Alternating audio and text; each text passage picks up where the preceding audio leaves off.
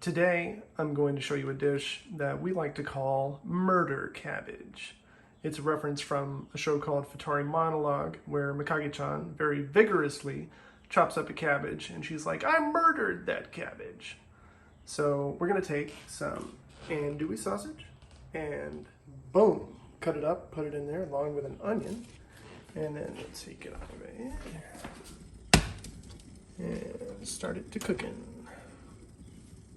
Then we'll take the 3 peppers and cut them in half, and then store the other halves in a bag for later, and then put them in there and cook it for a while.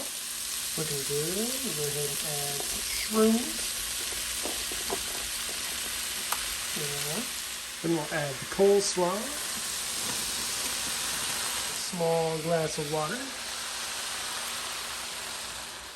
We'll season it with some Old Bay.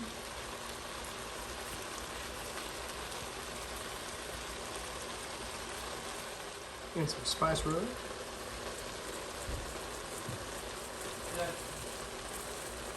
Cook it until the water boils off. Nice. And the cabbage is nice and soft. And voila, you're done. Itadakimasu.